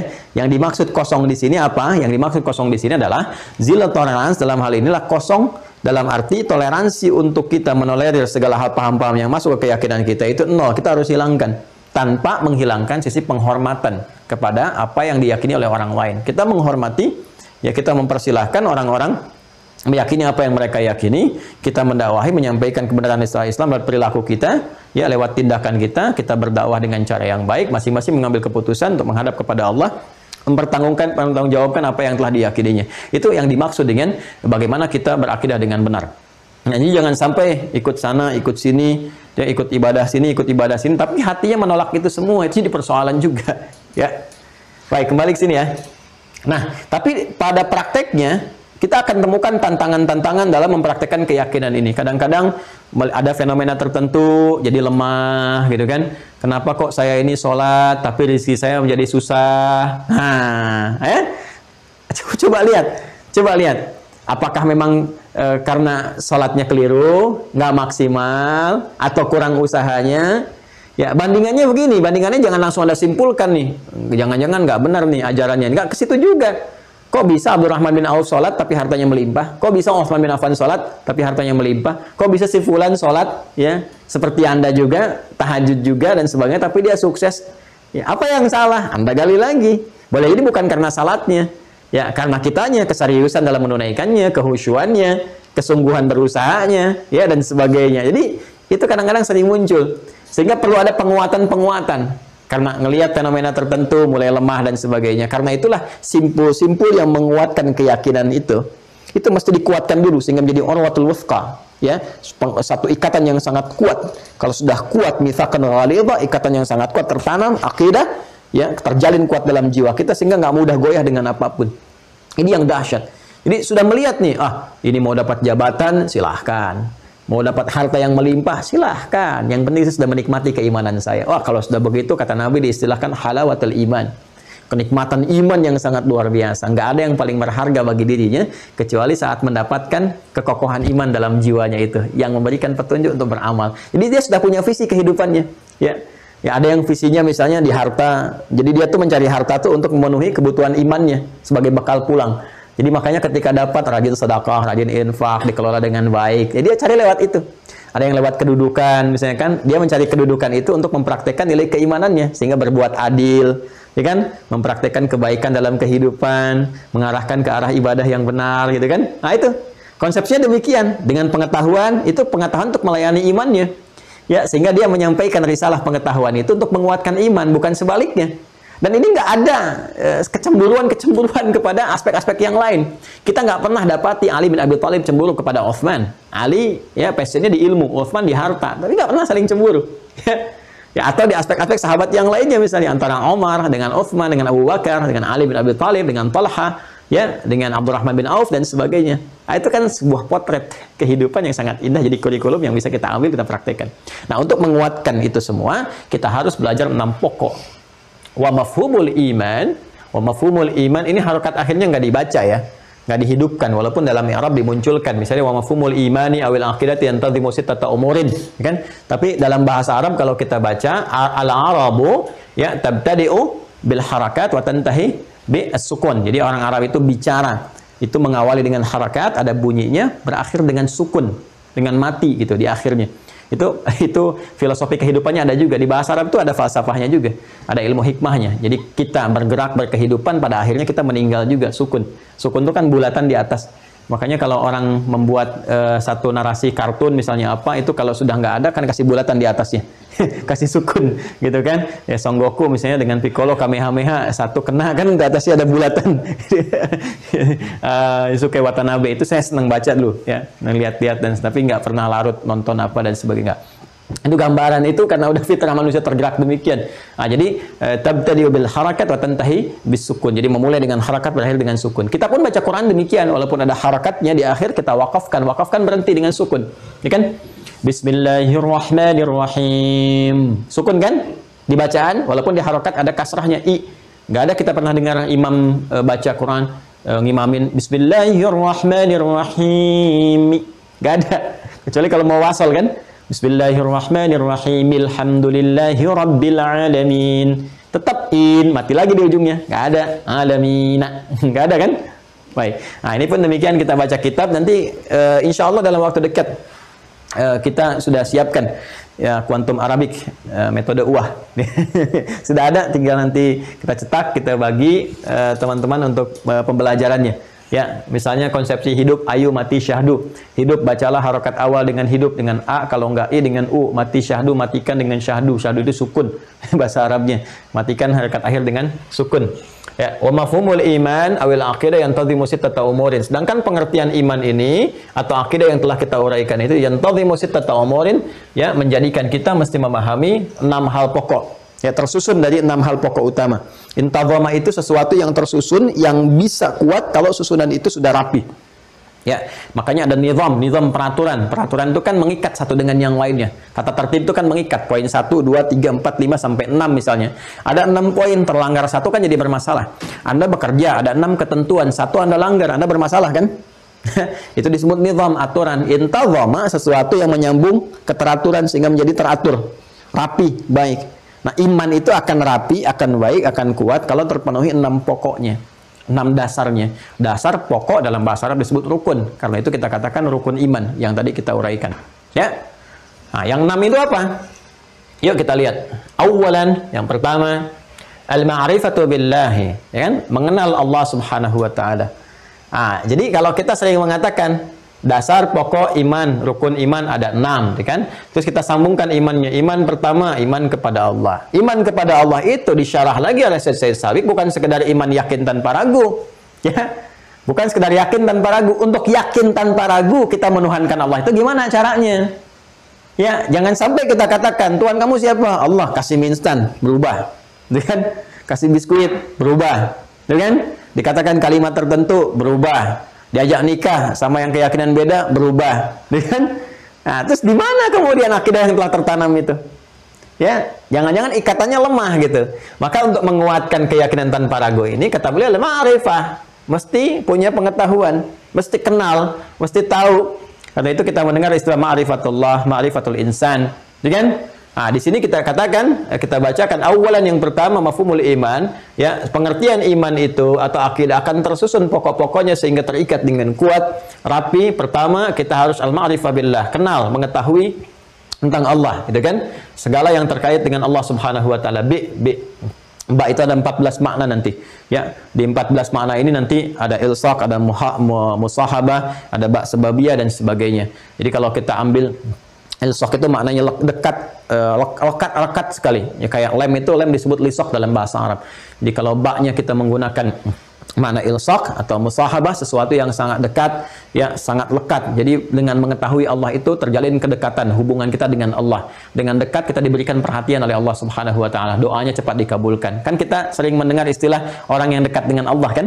Ya, saking dekatnya dengan Allah, dia berdoa dikabulkan. Ada yang baru terfikir, itu dikabulkan, diberikan oleh Allah. Ada yang belum minta, sudah diberikan. Nah, itu banyak kisahnya dalam Al-Quran. Termasuk misalnya Maryam alaihissalam, ya tiba-tiba makanannya, rezekinya sudah ada di situ, ya kan? Padahal diantarkannya oleh pamannya Nabi Zakaria. Itu ada di Quran surah ketiga Al-Imran ayat 37. Ketika ditanya, "Anna laki hadza?" Dari mana semua ini Maryam? Qalat huwa min indillah. Ini semua dari Allah. Jawabannya Allah. Allah. Ya, saking kenalnya dengan Allah itu, Masya Allah, terjaga semua sifat, sikap, dan sebagainya. Dan kalimat-kalimat yang kedua itu lillah. Lillah. Ya. Nah, jelas ya? Nah, mengenal Allah Subhanahu wa Ta'ala. Jadi, ini pun ada dalilnya nanti. Ini bukan sekedar kalimat yang ditampilkan sebagai syarah, tidak. Dalilnya apa? Nah, misal, ya, nanti yang paling pokok ini perintah Allah di Quran surah ke-47 Muhammad SAW ayat 19. Ya. Quran surah ke-47 ayat 19. Allah langsung yang mengatakan fa'lam annahu la ilaha illallah. Fa'lam mesti punya ilmu, mesti punya pengetahuan. Fa'lam. Oh. Ya. Fa'lam annahu la ilaha illallah. Ya, fa'nya itu kan harfu 'athfin rabitin baina syai'ain bila hudud. Huruf ataf perangkai yang merangkai menyambungkan dua hal dengan cepat, tanpa adanya jeda, gitu kan? Jadi untuk menetapkan, pertama menetapkan Allah sebagai Tuhan yang harus disembah, kemudian menepikan Tuhan yang dianggap Tuhan yang lainnya, hanya Allah saja yang Tuhan, kemudian kita berkomitmen menyembahnya, maka cepat untuk menetapkan itu. Kejadian keduanya cepat, dapatkan pengetahuan. Fa'lam, maka ketahuilah. Untuk ketahui itu kan fi'il amr. Fi'il amr itu kan perintah. Dari kata alima, ya'lamu, i'lam. Orangnya disebut alim. Ya kan? Kalau ke Allah Maha kita katakan alim. Jelas ya? Yang diketahuinya maklum. Dari kata alima, masdarnya ilmu. Artinya kalau fa'lam, kalau bahasa sorofnya, maka kamu harus punya ilmu. Ketahuilah, harus punya ilmu, harus tahu. Ya kan? Untuk tahu annahu la ilaha illallah, untuk menetapkan bahwa tiada Tuhan selain Allah. Anda tahu itu ya ma'rifah, mesti tahu sini. Ya, ini. Jika kita ke sini alihkan ma'rifah, al-ma'rifah billah, mesti tahu, mesti paham. Dalilnya ini. Ya, orang-orang yang tahu ini nanti syahadatnya akan kuat. Ya, syahadatnya akan kuat. Di sini kemudian dalilnya apa Ustaz? Balik lagi Quran surah ketiga Al-Imran. Quran surah 3 ayat 18. Oh, yang belajar ya, yang Zoom atau yang terhubung nanti via YouTube, yang masuk di Mira, dalil-dalil ini harus tahu ya. Nanti kan kita akan diskusi juga, dalilnya akan saya tanyakan terus supaya paham betul. Ya. Perhatikan Quran surah 3 Al-Imran ayat 18, paling kiri sebelah atas di mushaf standar. Ya, syahidallahu annahu la ilaha illa huwa wal malaikatu wa ulul ilmi qa'iman bil qist. Ya, la ilaha illa huwal azizul hakim. Syahidallahu, ya, yang mampu menyaksikan, ya, syahidallahu, Allah menyaksikan. Allah menyaksikan. Jadi yang mampu menyaksikan, mengetahui dengan nyata, dengan baik, annahu la ilaha illa hu. Gitu kan? Syahidallahu annahu la ilaha illa hu. Jadi sesungguhnya tidak ada Tuhan yang layak dipertuhankan, yang layak disembah kecuali huwa Allah. Jadi Allah itu sangat pede mengatakan karena fitrah ketuhanan. Karena Allah yang Tuhan, punya fitrah ketuhanan, jadi pede mengatakan saya Tuhan. Bahkan di ayat lain ditemukan, saya benar-benar Tuhan, gak ada Tuhan selain saya, sembah saya. Ya innani anallahu la ilaha illa ana, kata Allah, fa'budni. Di Quran surah 20 ayat 14. Kan saya sering katakan, logika sederhana akan membimbing kita untuk menyampaikan bahwa tidak mungkin meyakini sesuatu, mengatakan sesuatu, kalau kita nggak yakin dengan itu. Ya, saya tanya pada Anda, laki-laki atau perempuan? Anda laki-laki atau perempuan? Diri Anda akan cepat menjawab, walaupun lisan Anda tidak mengungkapkan. Ya, diri Anda akan menjawab, saya perempuan bagi perempuan. Saya laki-laki bagi laki-laki. Kenapa? Karena Anda yakin dengan semua yang terbentuk pada diri Anda. Fitrah keperempuanan, fitrah kelaki-lakian. Jadi kalau saya tanya, Anda perempuan atau laki-laki? Tuh, hati Anda akan langsung menjawab. Ya kan? Ya. Anda sudah dewasa atau masih anak-anak? Tuh. Walaupun lisan Anda tidak mengatakan, hati Anda menjawab. Kenapa? Karena ada fitrah yang melekat di dalamnya. Jadi kalau Tuhan, pasti akan pede mengatakan dengan sifat ketuhanannya. Kalau bukan Tuhan, nggak akan bisa mengatakan itu. Makanya saya sering katakan, coba deh, Anda bandingkan misalnya, cari ya, buku-buku atau hal-hal lain yang dianggap sebagai bagian dari referensi keyakinan dan sebagainya. Coba bandingkan, temukan kalimat itu seperti di Quran. Yang mengatakan, saya Tuhan, nggak ada Tuhan selain saya, sembah saya. Temukan itu. Ya, saya sangat punya keyakinan akan sulit ditemukan. Kenapa? Karena makhluk tidak punya fitrah khalik. Jadi akan berat lisan mengatakan, akan berat tangan menuliskan. Mustahil. Mustahil. Tapi karena Al-Quran bukan rekayasa Nabi Muhammad, Al-Quran firman Allah, maka Nabi Muhammad diperintahkan. Karena itu di Al-Quran kita dapat kalimat katakan. Kul. Ya, jadi nggak mungkin kan kalau wahyunya Nabi sendiri misalnya yang rekayasa, nggak mungkin ada kalimat katakan. Untuk apa? Langsung aja Nabi sampaikan. Ya, tapi kalimatnya kul, wallahu ahad. Kul a'udzu birabbin nas. Kul a'udzu birabbil falaq. Banyaknya ayat mengatakan kul, menandakan ada sosok yang memerintahkan untuk disampaikan. Ya, siapa dia? Dialah yang mengatakan innani anallah, la ilaha illa ana fa'budni. Saya Allah, enggak ada Tuhan selain saya, sembah saya. Dan saya mengatakan kepada Anda, saya yakini kata Allah itu, saya yang paling benar. Saya menyaksikan karena Allah yang Maha tahu tentang ketuhanannya. Syahidallahu annahu la ilaha illa huwa wal malaikatu. Dan para malaikat yang diciptakan sempurna oleh Allah tidak bermaksiat, mengerjakan tugas sesuai tupoksi. Ya, Quran surah ke-66 ayat 6. La ya'sunallaha ma amarahum wa yaf'aluna ma yu'marun. Maka melayani Allah Subhanahu wa taala tanpa maksiat. Makanya di Islam, di Quran nggak ada kita dengar Jibril menyimpang misalnya. Kan Anda belum pernah dengar malaikat Jibril korupsi ayat? Nggak ada kan? Ya, maka dipertanyakan kalau ada keterangan misalnya malaikat Jibril kerjasama sama setan misalnya kan, atau sama Lucifer untuk melakukan satu provokasi makar misalnya terhadap Tuhan dan sebagainya. Nah, itu dipertanyakan. Ya, karena konsepsi malaikat itu berbeda dengan konsepsi kehidupan jin ataupun manusia. Jelas ya? Nah, kemudian setelah itu apa? Wa ulul ilmi. Ya, wa ulul ilmi qa'iman bil qist. Dan yang punya pengetahuan itu. Yang punya pengetahuan, yang menegakkan pengetahuannya secara benar. Jadi kalau jujur, ya makanya Al-Quran itu memberikan sindiran halus tapi tajam. Kata Allah, kalau Anda mau meneliti tentang Islam, ya kalau ingin mencari keyakinan yang terbenar sampai menganalisis, silahkan kata Allah. Cari petunjuk, bandingkan dengan pengetahuanmu, tapi lakukan secara adil, secara benar. Pada akhirnya, pengetahuan Anda akan membimbing dan menetapkan bahwa hanya Allah lah yang Tuhan yang hak. Silahkan Anda gali lihat penetapan apapun, lihat pendekatan apapun, silahkan gali, ukuran apapun, parameter apapun. Cari, bandingkan, tapi harus jujur.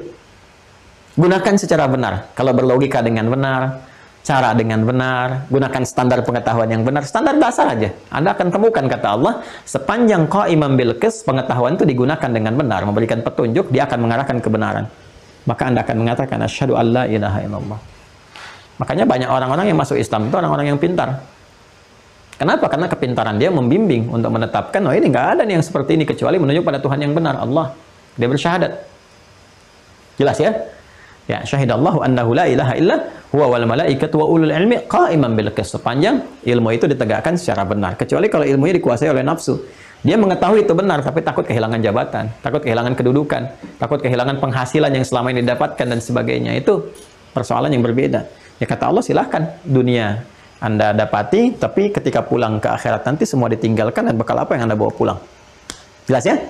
Nah, ini al-ma'rifah billah dalilnya ini. Jadi, kalau supaya keimanan kita kuat itu, supaya kokoh, maka kita harus kenal Allah. Nanti ada ilmunya. Ya, ilmunya. Nah, nanti kita akan bertanya lagi bagaimana cara mengenal Allah itu. Kemarin sudah kita kasih pendahuluan kan? Lewat pembahasan teologi. Kita bandingkan. Bagaimana menetapkan ya Allah sebagai Tuhan. Lalu kita bandingkan sifat-sifat ketuhanan itu apa saja. Ya, bagaimana bisa disebut dengan Tuhan? Syaratnya apa saja? Maka Allah menjelaskan kepada kita. Dan ini rasional sekali. Dan telah kita uraikan kan di awal pertemuan, nanti kita dalami lagi. Ini kan baru pembuka saja yang pokok-pokok ini. Ya, jadi misalnya kita harus bisa bedakan kalau sini kita tuliskan Tuhan, di sini makhluk, ya. Kan kata Allah harus punya ilmu untuk menetapkan Allah sebagai Tuhan ini. Untuk menetapkan Allah sebagai satu-satunya Tuhan yang harus kita sembah. Maka bagaimana menetapkannya? Kan harus punya ukuran, ilmunya bagaimana? Maka nanti ada standarisasi untuk membedakan. Ya, ciri-ciri Tuhan itu seperti ini, kalau ini bukan Tuhan. Ya, itu standarnya itu sangat universal, objektif, terbuka. Jadi semua bisa diuji dengan itu. Ya, kita beri contoh misalnya kan, Tuhan itu harus lebih kuat dibandingkan dengan makhluk, ya kan? Tuhan tidak boleh sama dalam apapun dengan makhluk. Sangat objektif kan? Tidak boleh sama, harus berbeda. 100% different, ya kan? Berbeda. Berbeza kata orang Malaysia, ya kan? Jadi ini harus beda sama sekali. Ya, harus beda 100%. Jadi nggak boleh ada bagian tertentu dalam Tuhan yang dimiliki oleh makhluk. Jelas ya? Ya, misal kalau makhluk berpasangan, Tuhan mesti tunggal. Ya kan? Kalau makhluk melahirkan, dilahirkan, Tuhan nggak boleh melahirkan, nggak boleh dilahirkan. Kalau manusia menikah, Tuhan nggak boleh menikah. Kalau manusia punya bapak, punya ibu, maka Tuhan nggak boleh punya bapak, punya ibu. Itu turunannya. Ya, karena mesti ada perbedaan. Kalau sama, maka ini makhluk-makhluk berpotensi jadi Tuhan. Ya kan? Ya kan? Nanti kalau ada kelebihan makhluk dengan yang lainnya, ya tinggal dilacak. Apa hikmah yang menjadikan makhluk itu menjadi lebih? Apakah dia seorang nabi, apa seorang rasul, atau karena kepintaran pengetahuannya? Sekalipun semua itu ada melekat pada dirinya, pasti punya keterbatasan. Batas yang paling dasar adalah kematian. Jadi kalau manusia mati, wafat, meninggal, Tuhan nggak boleh mati. Kan aneh kalau Tuhan mati. Terus yang menghidupkan, mematikan siapa? Ya? Nah, jadi ini dasar sekali teman-teman sekalian. Nanti ada yang lainnya lagi. Nanti kita akan bahas. Nanti kita bahas saat masuk ke situ. Ini baru contoh, ya. Jadi al-ma'rifah billah itu mesti dengan ilmu. Jadi akhirnya apa? Akhirnya kita sadar. Jadi kalau ditanya kenapa Anda milih Allah sebagai Tuhan, Anda bisa jawab. Karena semua aspek yang terkait dengan ketuhanan yang menetapkan sebagai Tuhan terpenuhi pada Allah Subhanahu wa taala. Terpenuhi pada zatnya. Apa itu? Anda turunkan begini. Sekarang kita uji. Siapa saja di muka bumi ini dalam konteks keyakinan yang dipertuhankan, uji dengan standar dasar ini. Dari mana standar dasar ini munculnya? Logis, semua orang paham nih seperti ini. Ya, ini sudah mafhumun bid-dararah, dipahami ya, secara nalar objektif, secara akal, secara dasar. Ini teori dasar. Kalau nggak paham ini dipertanyakan. Sama dengan begini, matahari terbit dari timur, terbenam di barat. Itu sudah dasar. Siang terang, malam gelap, sudah dasar.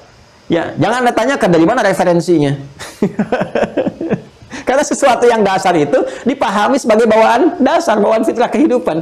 Dan nalar sudah biasa. Ya, karena itu dalam konsepsi pemikiran ini jadi sebuah hal yang standar. Nanti kita akan turunkan ya pengetahuan ini. Ada yang menyampaikan turunan ini dahsyat yaitu Allah sendiri di Al-Qur'an. Jadi dan ini diterima secara akal, objektif. Ya, nggak ada misalnya subjektivitas mengarahkan kepada satu sisi ini tertentu, tidak. Tapi umum. Dan bisa dipahami oleh keseluruhannya. Di situ kita temukan kebenaran sepanjang ilmu yang membimbing kita itu qaiman bil qisthah, ilmu yang berkeadilan, ilmu yang berkejujuran, ilmu yang berkebenaran, membimbing pada yang benar, bukan mencari pembenaran, kan? Tapi yang benar, bimbing sampai menemukan yang hak. Dan ketika ada pilihan pun indahnya Allah masih menyatakan la ikraha fid din, nggak dipaksa kok. Ya, tidak dipaksa, silahkan memilih. Tapi pada akhirnya akan mempertanggungjawabkan sesuai dengan pemilihannya. Lakum dinukum waliyadin. Temukan dimanapun tidak akan ada dapati sesuai dalam Al-Quran kalimat lakum dinukum waliyadin. La ikraha fid din. Ya, jelas ya? Nah, ini. Kemudian, kalau kita sudah bisa menetapkan Allah sebagai Tuhan, yakin dengan segalanya, lalu kalau saya manggil bagaimana? Saya pengen minta bagaimana? Ya, bagaimana Allah bisa memberikan bimbingan kepada kita? Merawat kita, caranya seperti apa? Ya, maka kemudian diturunkanlah konsepsi pengetahuan, ada yang namanya ma'rifah bi asma'ihil husna wa sifatihil 'ulya. Ya kan? Kemudian kita mengetahui nama-namanya yang mulia. Jadi kalau kita ingin manggil dan dahsyat nih, nanti saya terangkan kata husna ini apa. Bukan sekedar indah, bukan sekedar bagus. Tapi luar biasanya, nama-nama yang telah Allah tetapkan bagi dirinya itu terkait dengan semua aspek kebutuhan hidup kita. Ya, sehingga saat kita memanggilnya, Allah berikan nama-nama yang sesuai dengan kebutuhan kita. Qulid Allah awid ar-Rahman ayyamma tad'u falahul asmaul husna. Ya, walillahil asmaul husna fad'uhu biha. Ya, maka sungguh kata Allah kalau kamu ingin memanggil, memohon, meminta kepadanya, sebut nama Allah, sebut nama Ar-Rahman atau nama-nama yang terbaik yang aku berikan sesuai dengan kebutuhan kalian. Ya, nanti kita akan lihat saat nanti kita belajar kenapa misalnya ada Ar-Razzaq, kenapa ada Al-Alim, kenapa ada As-Sabar, ada Al-Quddus dan sebagainya. Itu semua terkait hajat hidup seluruh hamba. Ya, jadi ketika kita membutuhkan rezeki kita panggil namanya Razzaq. Tapi bagaimana cara memanggil itu sehingga Allah dengan sifat Razzaqnya memberikan rezeki sesuai dengan kebutuhan kita? Ada caranya. Ya, ada sifat-sifatnya yang mulia. Wal ma'rifah bidalail wujudi. Ya, bidalail wujudi dan mengetahui tentang petunjuk-petunjuk keberadaannya. wa madhahiri 'azmati fil kauni wat tabi'ah, dan fenomena atau tanda-tanda kebesaran keagungannya di semesta. Jadi kita bisa belajar, bisa menatap. Karena itu nanti ada ayat-ayat membimbing kita untuk menatap tanda-tanda kebesaran Allah di langit, di bumi, di lautan. Inna fi khalqis samawati wal ardi wa ikhtilafil laili wan nahari la ayatin liulil albab. Dalam dibalik penciptaan langit dan bumi, siang dan malam, ada tanda-tanda bagi orang yang punya kebeningan akal. Dibimbing bagaimana cara memahaminya supaya menemukan Allah. Karena itu orang-orang yang belajar di jurusan apapun, teman-teman sekalian, di pengetahuan umum, itu pada akhirnya nggak akan bergeser dari konsepsi tauhid, konsepsi iman. Jadi puncak tertinggi, misalnya, dari ahli astronomi itu bukan hanya menemukan tentang fenomena alam. Kalau yang begitu pun semua orang bisa melakukan sepanjang dia mau fokus membahas di bidang itu. Tapi apa perbedaan iman kita ketika Anda menjadi astronom muslim? Astronom yang beriman.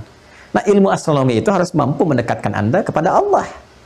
Ya, harusnya analisis Anda mengatakan siapa yang bisa mengatur bintang-gemintang seperti ini. Langit terbentang, gitu kan? Ya, bumi kemudian bisa berada di sekitarannya, langit tegak tanpa tiang, dan siapa yang bisa mengatur ini semua? Jadi seharusnya kalimat yang muncul subhanakallah, ya, ma khalaqta hadza batila, gitu kan? Jadi, semua mendekatkan kepada Allah. Makanya saya tanya ya kepada semua muslim yang sudah pakar di bidang-bidang pengetahuannya, kepakaran Anda sudah mampu mendekatkan diri Anda dengan Allah atau belum? Ya, Anda berapa tahun aktif di bidang biologi? Ya, sudah mendekatkan Anda dengan Allah belum? Sudah menemukan hakikat belum? Ya, sudah ma'rifah belum? Ya, jangan-jangan selama ini hanya bergulat di bidang anatomi tubuh tanpa mengenal siapa pencipta tubuh itu. Anda hanya bisa mengatakan saraf mata, dokter mata nih, sarafnya luar biasa nih, manusia ini sarafnya begini-begini. Pertanyaan saya, siapa yang menciptakan itu? Siapa yang bisa membuat desain seperti itu? Sampai ke situ enggak? Hah? Ya, ahli geografi, ahli bumi, gitu kan? Kemudian juga ya geologi dan sebagainya, dan seterusnya lah, filologi dan seterusnya, ya ahli bahasa yang melihat fenomena di tata bahasa dan sebagainya, melihat lisan orang-orang bisa berwarna dan sebagainya, bahasanya macam-macam. Bisa nggak menemukan siapa pencipta semuanya? Itu tingkat tertingginya. Dan Allah tunjukkan tanda-tanda. Nanti kalau orang belum paham juga, dibuatlah kemudian tanda-tanda yang langsung mendekatkan, langsung memahamkan. Kok bisa belah tomat keluar lafaz Allah? Kok bisa awan keluar lafaz Allah? Ya kan? Ya, kok bisa ada tanda begini, tanda begitu? Kok bisa dalam gelombang tsunami itu tersusun lafaz misalnya Allah, ya, dalam gelombang lautan macam-macam dan sebagainya? Kok bisa yang kena tsunami sekitaran tiba-tiba ada satu masjid yang masih kokoh dan sebagainya? Itu tandanya apa gitu? Ya, ayat tanda fil kaun. Ayatullahi fil kaun, ayatullahi fil Quran. Wa ayatullahi fil kaun tufassiru ayatillahi fil Quranil Karim. Ya. Jadi ada ayat-ayat Allah yang ditampilkan di semesta, ayat-ayat Allah yang tertuliskan dalam mushaf. Nah, ayat Allah di semesta ini akan menafsirkan dengan sangat sempurna apa yang tertuliskan dalam mushaf. Ya, sampai Allah sampaikan sanurihim ayatina fil afaqi wa fi anfusihim hatta yatabayyana lahum annahul haq. Kami akan tunjukkan tanda-tanda keagungan Allah di alam semesta ini, bahkan pada diri mereka sendiri, sampai mereka meyakini bahwa apa yang disampaikan di Al-Qur'an itu adalah kebenaran yang nyata. Nah, ini pokok yang pertama. Jadi kalau saya baca cepat teman-teman sekalian, yang kedua, tsaniyan al-ma'rifatu bi'alamin wa wara'at tabi'ah. Lihat di atas ya. Kemudian mengetahui bi'alamin ma wara'at tabi'ah, tentang satu alam gaib di luar alam yang biasa, di luar alam kita yang kita saksikan sekarang ini. Awil alam ghairul manzur, atau alam yang tak nampak dalam pandangan kita. Wa ma fihi min quwwal khairi allati tatamatsalu fil malaikah, yang di dalamnya terdapat dari energi-energi positif, kekuatan yang mengarah pada kebaikan yang terrepresentasikan dalam malaikat, ya. Kemudian waqwa syarri, dan energi-energi keburukan, ya, atau kekuatan-kekuatan jahat allati tatamatsalu fi iblis wa junudihi minasyayatin, yang terrepresentasikan dalam iblis dan para bala tentaranya dari para setan. Ya, wal ma'rifatu bima fi hadzal alam aidan min jinnin wa arwahin, dan kita mengetahui juga yang berada di alam kehidupan ini termasuk dari bangsa jin dan juga para kalangan roh, ya. Jadi di sini teman-teman sekalian kan yang kita kenal untuk menguatkan iman, rukun pertama iman kepada Allah, ternyata turunannya ada. Kedua, iman kepada malaikat, ternyata turunannya ada. Dan selalu di sini disampaikan pasangan-pasangannya. Ini indahnya ya. Ya, kalau Allah tunggal tidak berpasangan, gitu kan? Tapi ketika mulai masuk kepada makhluk, ya, kemudian di sini disampaikan lawan-lawannya. Ya, misalnya malaikat, kita tahunya kan hanya beriman kepada Allah, iman pertama. Rukun iman kedua, iman pada malaikat. Ya, tapi kemudian diterangkan kembali oleh Al-Quran, dirangkum lihat penjelasan Syekh Said Sabiq ini. Ya, kita bukan hanya beriman yakin tanpa ragu tentang keberadaan malaikat yang ditugaskan oleh Allah, tapi kita pun harus yakin tanpa ragu ada lawannya malaikat yang memprovokasi kita. Di malaikat ditugaskan oleh Allah untuk memberikan dorongan kebaikan kepada diri kita, memberikan motivasi-motivasi kebaikan, karena malaikat kan diciptakan dari potensi takwa, makanya baik terus. Ya, karena itu malaikat itu akan memberikan dorongan pada jiwa takwa kita. Fa'alhamaha fujuraha wa taqwaha, jiwa takwa itu disupport malaikat. Ya, sementara sisi lain ada setan memberikan dorongan keburukan, was-was, dorongan yang halus tapi buruk, was-was namanya. Ya, alladzi yuwaswisu fi sudurin nas. Dia mendorong yang sifat fujur, ke nafsu itu. Ya, menariknya di Al-Qur'an teman-teman sekalian, itu takwa disebutkan 115 kali, nafsu disebutkan 115 kali, malaikat disebutkan 88 kali, setan disebutkan 88 kali. Kita sering kali belajar tentang malaikat, tapi saya belum menemukan secara khusus yang mempelajari tentang setan. Anda kalau jalan ke satu tempat, hanya lihat jalan mulusnya, bagusnya, nggak pernah tahu ada lubangnya, ada macetnya, dan sebagainya. Bagaimana kita bisa menghindarinya? Ya, maka benar kita belajar tentang malaikat. Siapa yang menurunkan wahyu untuk menetapkan satu kerasulan? Ya, misalnya Nabi Muhammad SAW, bagaimana wahyu diturunkan, malaikat siapa? Perlu kita ketahui supaya menunjukkan kebenaran risalah Nabi. Ya, malaikat yang bertugas mencabut nyawa, bagaimana caranya mencabut, seperti apa tanda-tandanya, dan sebagainya, perlu kita tahu. Supaya kita mengetahui dan antisipasi di ujung kematian kita. Kan? Demikian seterusnya, malaikat-malaikat yang lainnya. Tapi saat bersamaan, pernah nggak kita belajar misalnya dalam tanda petik, ya, dalam tanda petik, fikih setan misalnya. Fikih kan paham, mengerti setan tentang setan. Setan itu ada berapa jenis. Kan? Bagaimana dari setan, kaitan setan dengan iblis. Iblis itu siapa? Bagaimana bisa jadi iblis? Bagaimana kemudian dia bisa menggoda? Kenapa dia bisa menggoda? Dan sebagainya. Nah, ini ada loh keterangannya. Di Al-Quran dijelaskan. Jelaskan detail sekali. Iblis asalnya dari ini menjadi menyimpang. Ya, kemudian melakukan perlawanan, menampilkan kesombongan, melakukan provokasi, mengajukan proposal untuk menggoda. Lalu membentuk pasukan dari kalangan begini. Ya, kita temukan semua. Ada. Nanti kita pelajari. Nah, jadi kalau kita mengerti tentang tugas malaikat, kalau sudah ada getaran, Allahu Akbar, sudah adzan, oh, malaikat sudah ngajak saya nih, bimbing saya. Paham kita. Ya kan? Tapi sisi yang bersamaan, la ilaha illallah, tenang, baru sholat, baru adzan, belum qomat. Itu setan. Setan nih goda saya. Ya. Nah, saya kalau lagi kesel-keselnya tuh, lagi pengen ibadah atau kesel gini, setan menggoda. Itu suka saya khitab sendiri tuh. Saya peringatkan langsung tuh. Kamu mau goda setan? Enggak, saya tetap mau kerjakan ini. Gitu ya. Dulu saya pertama belajar silat di pesantren, baru masuk pesantren belajar silat tuh. Ada kenangan juga tuh. Malam-malam mau tahajud, muncul tuh. Awas bangun di pohon itu. Kan dulu kan ada radio Ardan tuh kan ya. Ya, suka cerita-cerita tuh malam-malam, tiba-tiba ya, itu anak-anak santri tuh suka pada nyimak tuh. Ya. Suka ada seperti itu malam-malam tuh. Tiba-tiba di pohon itu penampakan putih gini. Kebetulan baru belajar silat tuh. Ya, langsung kita bilang, kalau keluar berani, ayo hadapi saya. Sampai begitu tuh dulu tuh. Ya, untuk menghitab diri pribadi untuk bisa melahirkan keberanian. Karena setan tuh penakut teman-teman sekalian. Setan tuh biasanya cuma was-was. Cuman was-was aja, ngasih was-was. Dia nggak punya kekuatan memaksa. Ya, kekuatan dia hanya bagi orang-orang yang lemah, bagi orang-orang beriman yang kuat. Itu dia lemah. Ya, dia lemah. Jadi makanya cuma ngasih was-was. Ya, dan ketika di akhirat kelak kan, saat dia dituntut kan banyak orang keberatan makhluk, karena dia, ya Allah, dia mengatakan saya nggak maksa kok, katanya. Nanti kita akan belajar bagaimana setan berpidato. Ya, saat di Yaumil Qiyamah itu. Dan di antara pidatonya apa? Aku nggak maksa. Salah kalian ikutin saya, katanya. Makanya setan nggak punya kekuatan memaksa. Maka kita harus tahu ilmunya untuk menaklukkan dia. Ya, harus mengerti. Ya, jelas ya? Nah, sebagaimana Ustaz, kalau muncul lari aja, kalau nggak kuat. Kalau seperti Umar ya lawan. Baik ya teman-teman sekalian. Ini kita ambil 2 dulu ya. Ini pun belum kita pelajari utuh. Ya, atau saya baca cepat dulu ya sampai 6, setelah itu nanti kita pelajari ilmunya di pertemuan berikutnya. Tsalitsan 3 al-ma'rifatu bi kutubillahi allati anzalaha li tahdidi ma'alimil haqqi wal batil. Kemudian mengetahui dengan pengetahuan yang jelas tentang kitab-kitab yang Allah telah turunkan untuk memberikan batasan-batasan terkait dengan kebenaran dan kebatilan atau penyimpangan-penyimpangan. Ya, kemudian wal khairi wasyarri, kebaikan dan keburukan, al halal wal haram, dan yang halal dan haram, wal hasan wal qabih, dan baik dan yang baik dan buruk. Jadi kita harus mengetahui. Ya, ini dari Rasul ditetapkan, diberikan kitab, bimbingan, Nabi Ibrahim apa kitabnya, Nabi Daud apa gitu kan, Nabi Musa apa, Nabi Isa apa, sampai Nabi Muhammad SAW, lalu isinya apa? Sesuai dengan masanya. Bisa nggak melewati zamannya? Misalnya, bisa nggak kitabnya Nabi Musa dipergunakan di era sekarang? Bisa nggak kitabnya Nabi Isa dipergunakan di era sekarang? Apa isinya? Lalu apa isi Al-Quran? Apa kaitan Al-Quran dengan Injil di masa lalu? Dengan Taurat, dengan Zabur dan sebagainya. Dan seterusnya, itu harus dibahas.